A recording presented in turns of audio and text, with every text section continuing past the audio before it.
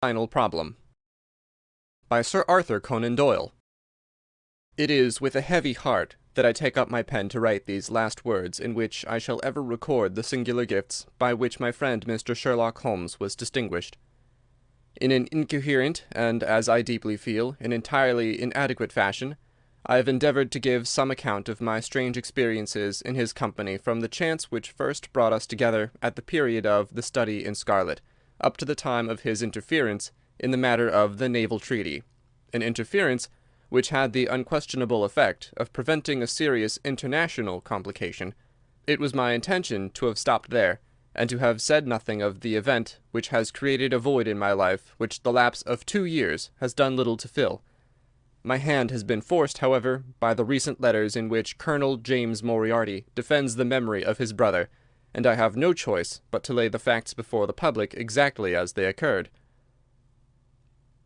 I alone know the absolute truth of the matter, and I am satisfied that the time has come when no good purpose is to be served by its suppression. As far as I know, there have been only 3 accounts in the public press, that in the Journal de Genève on May 6th, 1891, the Reuter's dispatch in the English papers on May 7th, and finally the recent letter to which I have alluded. Of these the first and second were extremely condensed, while the last is, as I shall now show, an absolute perversion of the facts. It lies with me to tell for the first time what really took place between Professor Moriarty and Mr. Sherlock Holmes. It may be remembered that after my marriage and my subsequent start in private practice, the very intimate relations which had existed between Holmes and myself became to some extent modified.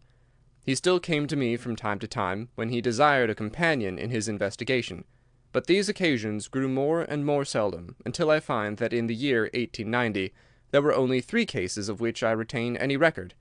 During the winter of that year and the early spring of 1891, I saw in the papers that he had been engaged by the French government upon a matter of supreme importance, and I received 2 notes from Holmes, dated from Narbonne and from Nîmes, from which I gathered that his stay in France was likely to be a long one. It was with some surprise, therefore, that I saw him walk into my consulting room upon the evening of April 24th. It struck me that he was looking even paler and thinner than usual. "Yes, I've been using up myself rather too freely," he remarked in answer to my look rather than to my words. "I've been a little pressed of late. Have you any objection to my closing your shutters?" The only light in the room came from the lamp upon the table at which I had been reading. Holmes edged his way round the wall, and flinging the shutters together, he bolted them securely. "You are afraid of something?" I asked. "Well, I am." "Of what?" "Of air guns." "My dear Holmes, what do you mean?" "I think that you know me well enough, Watson, to understand that I am by no means a nervous man. At the same time, it is stupidity rather than courage to refuse to recognize danger when it is close upon you. Might I trouble you for a match?" He drew in the smoke of his cigarette, as if the soothing influence was grateful to him.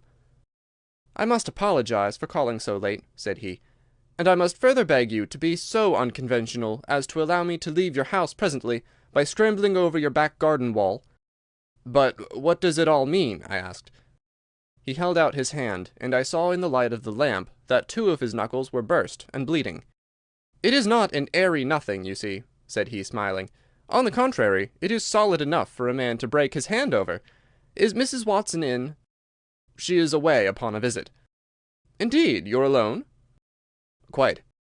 "Then it makes it the easier for me to propose that you should come away with me for a week to the Continent." "Where?" "Oh, anywhere. It's all the same to me." There was something very strange in all this. It was not Holmes' nature to take an aimless holiday, and something about his pale, worn face told me that his nerves were at their highest tension. He saw the question in my eyes, and putting his finger-tips together and his elbows upon his knees, he explained the situation. "You have probably never heard of Professor Moriarty," said he. "Never." "Aye, there's the genius and the wonder of the thing," he cried. "The man pervades London, and no one has heard of him. That's what puts him on a pinnacle in the records of crime.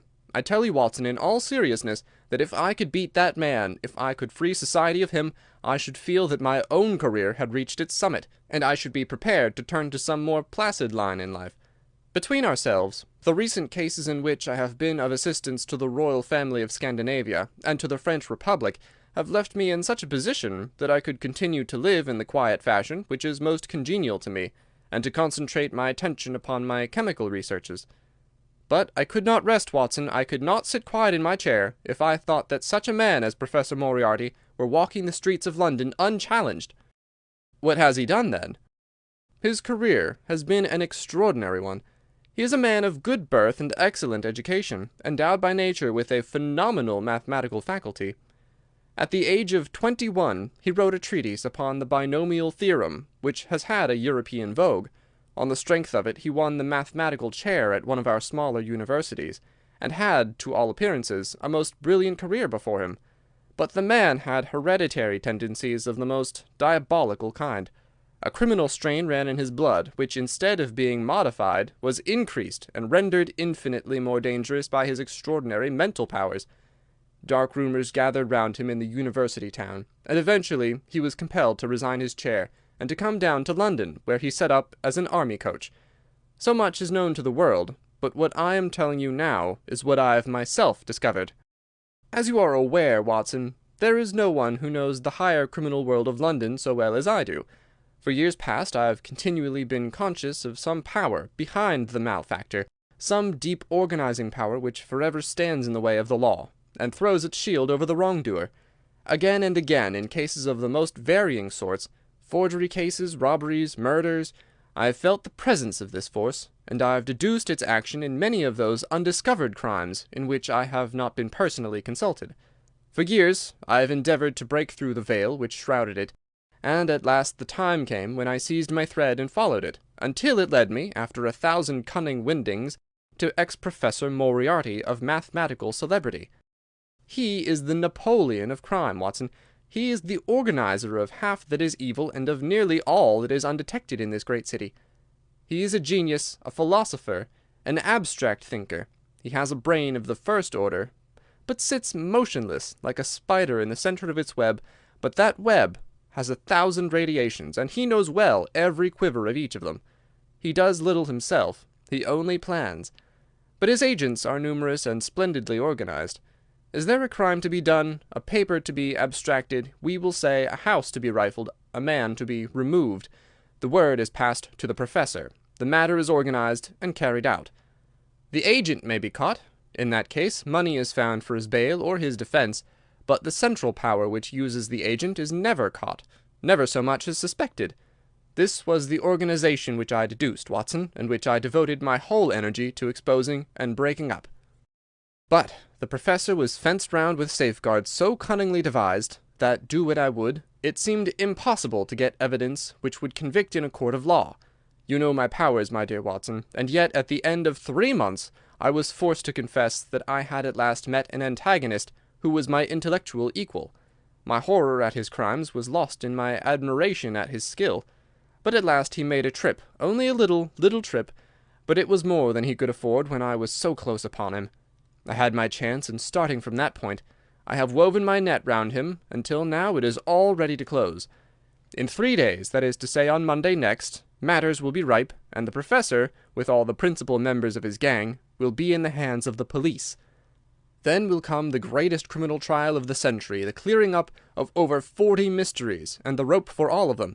But if we move at all prematurely, you understand, they may slip out of our hands, even at the last moment. Now, if I could have done this without the knowledge of Professor Moriarty, all would have been well, but he was too wily for that. He saw every step which I took to draw my toils round him. Again and again he strove to break away, but I as often headed him off. I tell you, my friend, that if a detailed account of that silent contest could be written, it would take its place as the most brilliant bit of thrust and parry work in the history of detection. Never have I risen to such a height, and never have I been so hard pressed by an opponent. He cut deep, and yet I just undercut him. This morning the last steps were taken, and 3 days only were wanted to complete this business.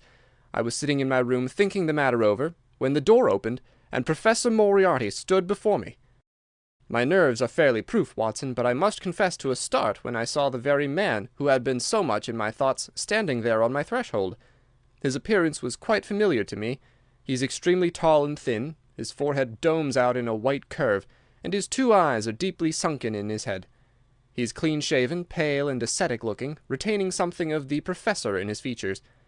His shoulders are rounded from much study, and his face protrudes forward, and is forever slowly oscillating from side to side, in a curiously reptilian fashion.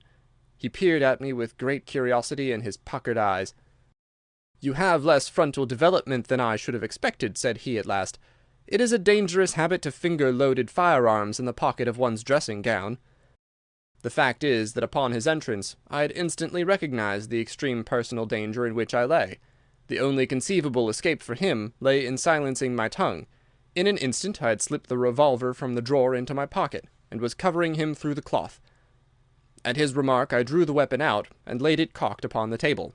He still smiled and blinked, but there was something about his eyes which made me feel very glad that I had it there. "You evidently don't know me," said he. "On the contrary," I answered, "I think it is fairly evident that I do. Pray take a chair. I can spare you 5 minutes if you have anything to say." "All that I have to say has already crossed your mind," said he. "Then possibly my answer has crossed yours," I replied. "You stand fast." "Absolutely." He clapped his hand into his pocket, and I raised the pistol from the table. But he merely drew out a memorandum book in which he had scribbled some dates. "You crossed my path on the 4th of January," said he. "On the 23rd you incommoded me. By the middle of February I was seriously inconvenienced by you. At the end of March I was absolutely hampered in my plans, and now, at the close of April, I find myself placed in such a position through your continual persecution that I am in positive danger of losing my liberty. The situation is becoming an impossible one. Have you any suggestion to make, I asked. "You must drop it, Mr. Holmes," said he, swaying his face about. "You really must, you know." "After Monday," said I. "Tut, tut," said he, "I am quite sure that a man of your intelligence will see that there can be but one outcome to this affair. It is necessary that you should withdraw. You have worked things in such a fashion that we have only one resource left. It has been an intellectual treat to me to see the way in which you have grappled with this affair, and I say, unaffectedly, that it would be a grief to me to be forced to take any extreme measure. You smile, sir, but I assure you that it really would." "Danger is part of my trade," I remarked. "That is not danger," said he. "It is inevitable destruction. You stand in the way not merely of an individual, but of a mighty organization, the full extent of which you, with all your cleverness, have been unable to realize. You must stand clear, Mr. Holmes, or be trodden under foot." "I am afraid," said I, rising, "that in the pleasure of this conversation I am neglecting business of importance which awaits me elsewhere." He rose also, and looked at me in silence, shaking his head sadly. "Well, well," said he at last, "it seems a pity, but I have done what I could. I know every move of your game. You can do nothing before Monday. It has been a duel between you and me, Mr. Holmes. You hope to place me in the dock. I tell you that I will never stand in the dock. You hope to beat me. I tell you that you will never beat me. If you are clever enough to bring destruction upon me, rest assured that I shall do as much to you." "You have paid me several compliments, Mr. Moriarty," said I. "Let me pay you one in return, when I say that if I were assured of the former eventuality I would, in the interests of the public, cheerfully accept the latter." "I can promise you the one, but not the other," he snarled, and so turned his rounded back upon me, and went peering and blinking out of the room. That was my singular interview with Professor Moriarty. I confess that it left an unpleasant effect upon my mind. His soft, precise fashion of speech leaves a conviction of sincerity which a mere bully could not produce. Of course, you will say, why not take police precautions against him? The reason is that I am well convinced that it is from his agents the blow will fall. I have the best proofs that it would be so." "You've already been assaulted?" "My dear Watson, Professor Moriarty is not a man who lets the grass grow under his feet. I went out about midday to transact some business in Oxford Street. As I passed the corner which leads from Bentinck Street on to the Welbeck Street crossing, a 2-horse van, furiously driven, whizzed round and was on me like a flash. I sprang for the footpath and saved myself by the fraction of a second. The van dashed round by Marylebone Lane and was gone in an instant. I kept to the pavement after that, Watson, but as I walked down Vere Street a brick came down from the roof of one of the houses and was shattered to fragments at my feet. I called the police and had the place examined. There were slates and bricks piled up on the roof preparatory to some repairs, and they would have me believe that the wind had toppled over one of these. Of course I knew better, but I could prove nothing.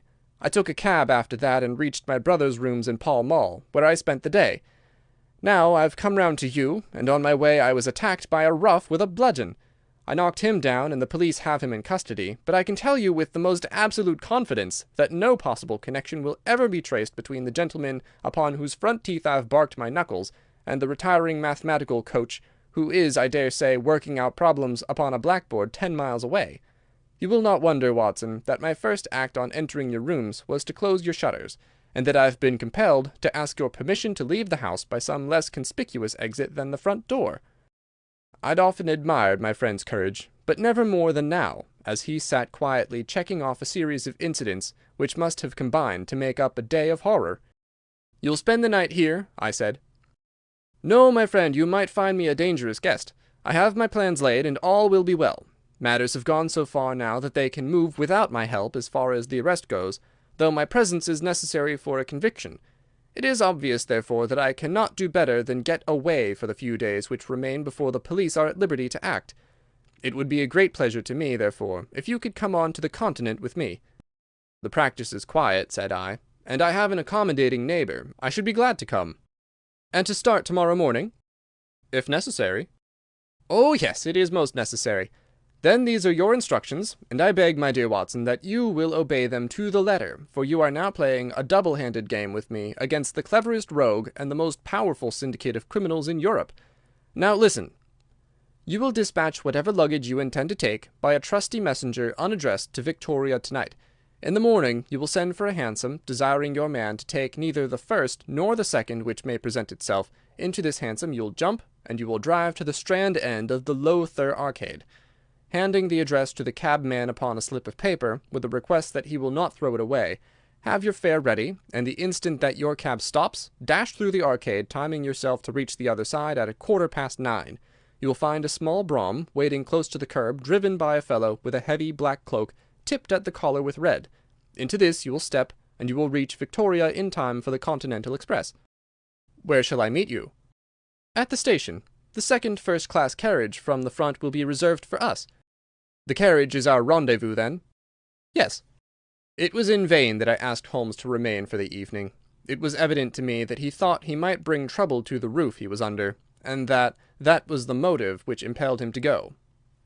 With a few hurried words as to our plans for the morrow, he rose and came out with me into the garden, clambering over the wall which leads into Mortimer Street, and immediately whistling for a hansom, in which I heard him drive away. In the morning I obeyed Holmes' injunctions to the letter. A hansom was procured with such precaution as would prevent its being one which was placed ready for us, and I drove immediately after breakfast to the Lowther Arcade, through which I hurried at the top of my speed. A brougham was waiting, with a very massive driver wrapped in a dark cloak, who, the instant that I had stepped in, whipped up the horse and rattled off to Victoria Station. On my alighting there, he turned the carriage and dashed away again without so much as a look in my direction.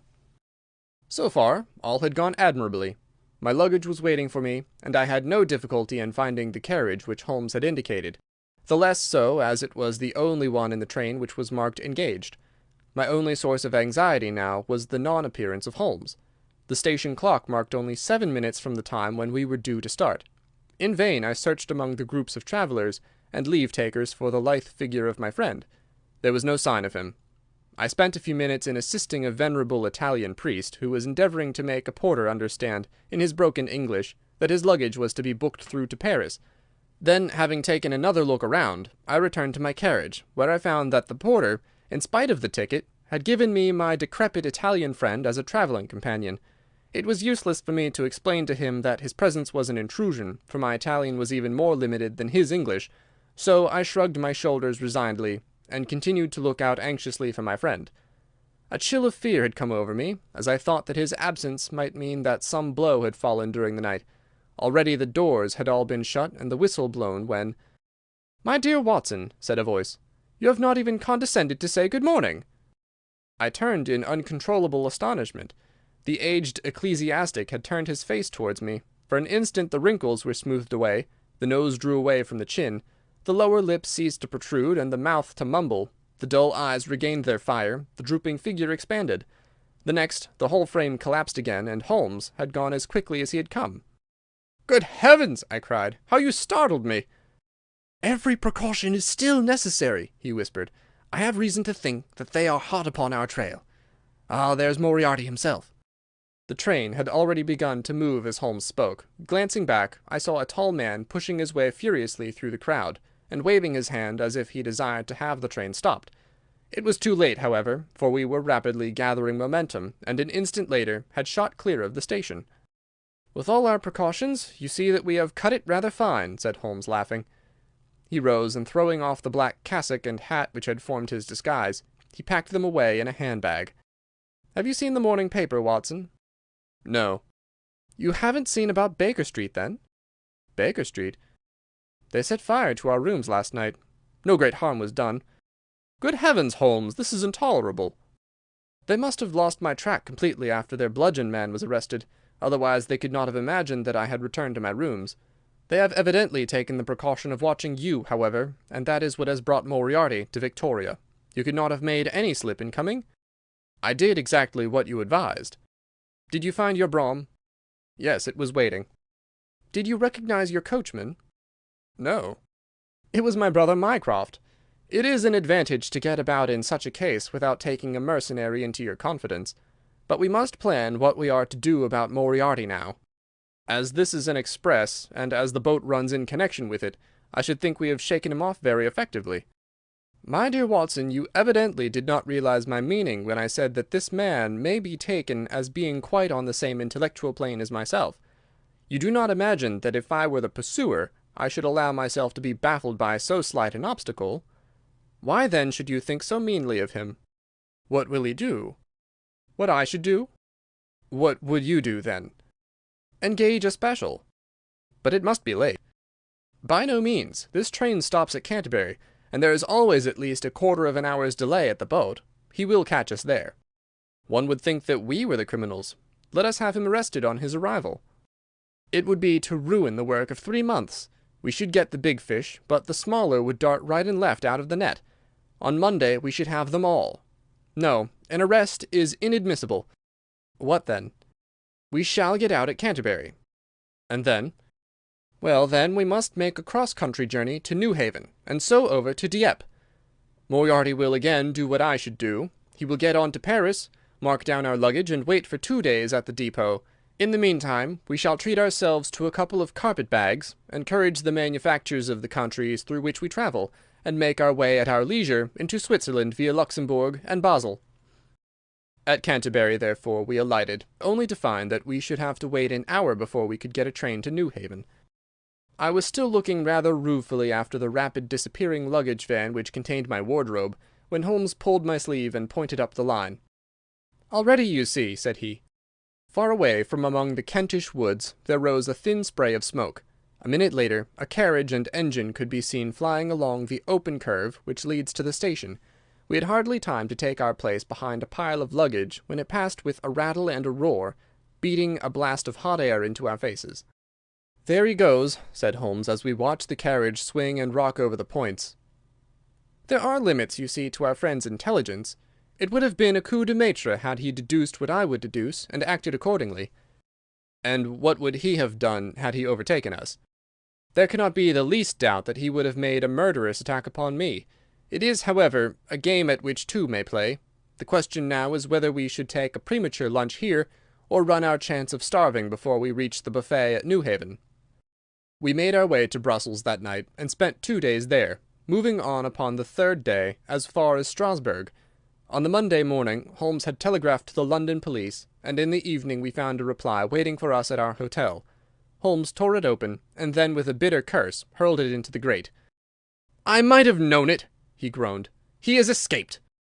"Moriarty?"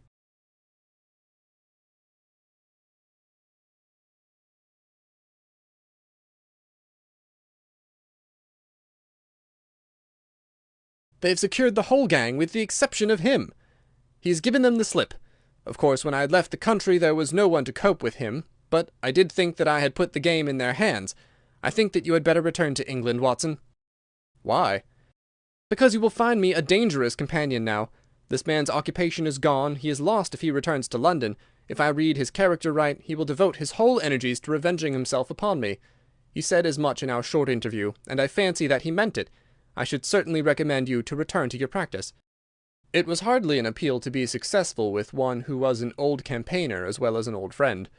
We sat in the Strasbourg salle à manger arguing the question for half an hour, but the same night we had resumed our journey and were well on our way to Geneva. For a charming week we wandered up the valley of the Rhone, and then branching off at Luc, we made our way over the Gemmi Pass, still deep in snow, and so by way of Interlaken to Meiringen. It was a lovely trip, the dainty green of the spring below, the virgin white of the winter above, but it was clear to me that never for one instant did Holmes forget the shadow which lay across him.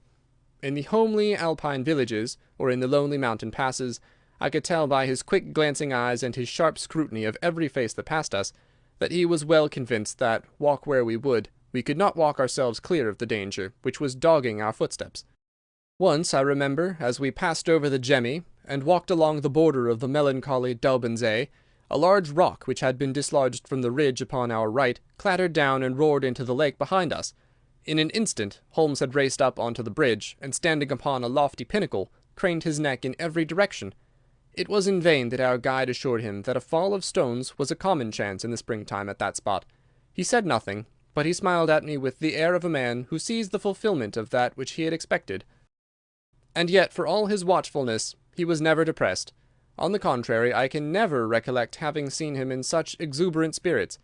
Again and again he recurred to the fact that if he could be assured that society was freed from Professor Moriarty, he would cheerfully bring his own career to a conclusion.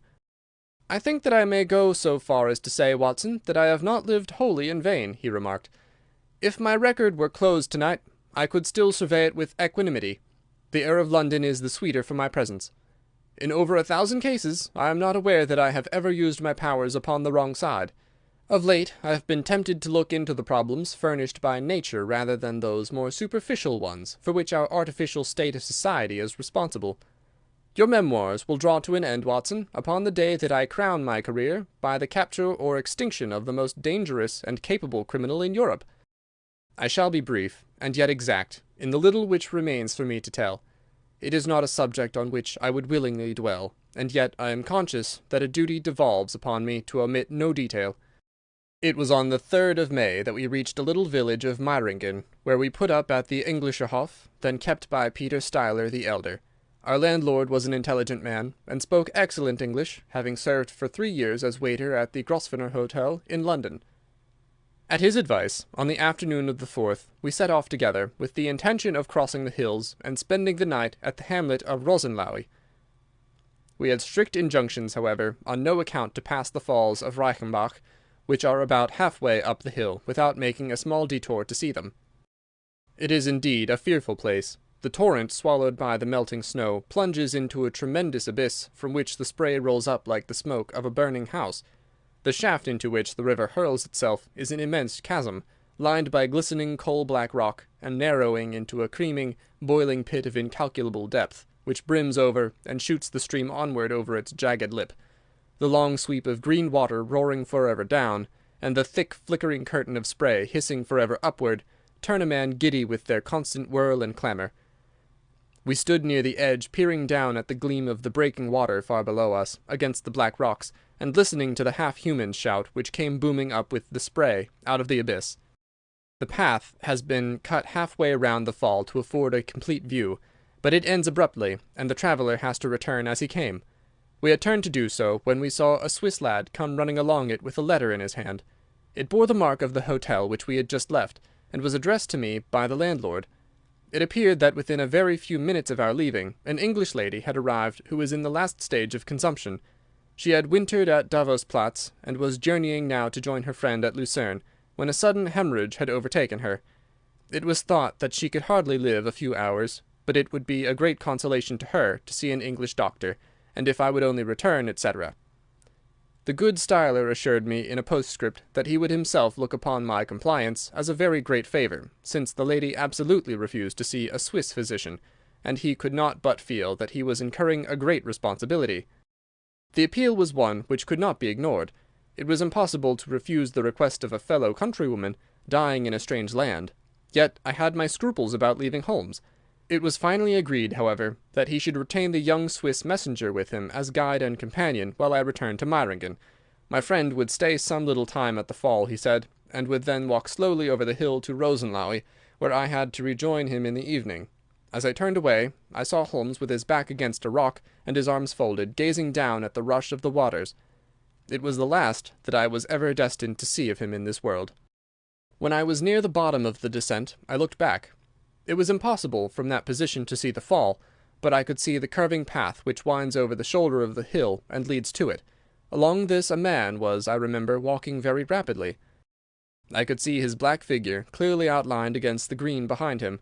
I noted him and the energy with which he walked, but he passed from my mind again as I hurried on upon my errand. It may have been a little over an hour before I reached Meiringen. Old Steiler was standing at the porch of his hotel. "Well," said I as I came hurrying up, "I trust that she is no worse." A look of surprise passed over his face, and at the first quiver of his eyebrows my heart turned to lead in my breast. "You did not write this?" I said, pulling the letter from my pocket. "There is no sick Englishwoman in the hotel?" "Certainly not," he cried. "But it has the hotel mark upon it. It must have been written by that tall Englishman who came in after you'd gone. He said—" But I waited for none of the landlord's explanations. In a tingle of fear I was already running down the village street, and making for the path which I had so lately descended. It had taken me an hour to come down. For all my efforts, 2 more had passed before I found myself at the fall of Reichenbach once more. There was Holmes' alpine stock still leaning against the rock by which I had left him, but there was no sign of him, and it was in vain that I shouted. My only answer was my own voice reverberating in a rolling echo from the cliffs around me. It was the sight of that alpine stock which turned me cold and sick. He had not gone to Rosenlaui then. He had remained on that 3-foot path, with sheer wall on one side and sheer drop on the other, until his enemy had overtaken him. The young Swiss had gone too. He had probably been in the pay of Moriarty, and had left the 2 men together. And then what had happened? Who was to tell us what had happened then? I stood for a minute or 2 to collect myself, for I was dazed with the horror of the thing. Then I began to think of Holmes' own methods, and to try to practice them in reading this tragedy. It was, alas, only too easy to do. During our conversation we had not gone to the end of the path, and the alpine stalk marked the place where we had stood. The blackish soil is kept forever soft by the incessant drift of spray, and a bird would leave its tread upon it. 2 lines of footmarks were clearly marked along the farther end of the path, both leading away from me. There were none returning. A few yards from the end the soil was all ploughed up into a patch of mud, and the branches and ferns which fringed the chasm were torn and bedraggled. I lay upon my face and peered over with the spray spouting up all around me. It had darkened since I left, and now I could only see here and there the glistening of moisture upon the black walls, and far away down at the end of the shaft the gleam of the broken water. I shouted, but only the same half-human cry of the fall was borne back to my ears. But it was destined that I should after all have a last word of greeting from my friend and comrade. I have said that his alpine stock had been left leaning against a rock which jutted on to the path. From the top of this boulder the gleam of something bright caught my eye, and raising my hand I found that it came from the silver cigarette case which he used to carry. As I took it up, a small square of paper upon which it had lain fluttered down onto the ground. Unfolding it, I found that it consisted of 3 pages torn from his notebook and addressed to me. It was characteristic of the man that the direction was as precise and the writing as firm and clear as though it had been written in his study. "My dear Watson," it said, "I write these few lines through the courtesy of Mr. Moriarty, who awaits my convenience for the final discussion of those questions which lie between us. He has been giving me a sketch of the methods by which he avoided the English police and kept himself informed of our movements. They certainly confirm the very high opinion which I had formed of his abilities. I am pleased to think that I shall be able to free society from any further effects of his presence, though I fear that it is at a cost which will give pain to my friends, and especially, my dear Watson, to you. I have already explained to you, however, that my career had in any case reached its crisis, and that no possible conclusion to it could be more congenial to me than this. Indeed, if I may make a full confession to you, I was quite convinced that the letter from Meiringen was a hoax, and I allowed you to depart on that errand under the persuasion that some development of this sort would follow. Tell Inspector Patterson that the papers which he needs to convict the gang are in pigeonhole M, done up in a blue envelope, and inscribed Moriarty. I made every disposition of my property before leaving England, and handed it to my brother Mycroft. Pray give my greetings to Mrs. Watson, and believe me to be, my dear fellow, very sincerely yours, Sherlock Holmes. A few words may suffice to tell the little that remains. An examination by experts leaves little doubt that a personal contest between the two men ended, as it could hardly fail to end in such a situation, in their reeling over, locked in each other's arms. Any attempt at recovering the bodies was absolutely hopeless, and there, deep down in that dreadful cauldron of swirling water and seething foam, will lie for all time the most dangerous criminal and the foremost champion of the law of their generation. The Swiss youth was never found again, and there can be no doubt that he was one of the numerous agents whom Moriarty kept in his employ. As to the gang, it will be within the memory of the public how completely the evidence which Holmes had accumulated exposed their organization, and how heavily the hand of the dead man weighed upon them. Of their terrible chief, few details came out during the proceedings, and if I have now been compelled to make a clear statement of his career, it is due to those injudicious champions who have endeavoured to clear his memory by attacks upon him, whom I shall ever regard as the best and the wisest man whom I have ever known. If you liked the video, put a like, subscribe to the channel and click on the bell to not miss our new videos.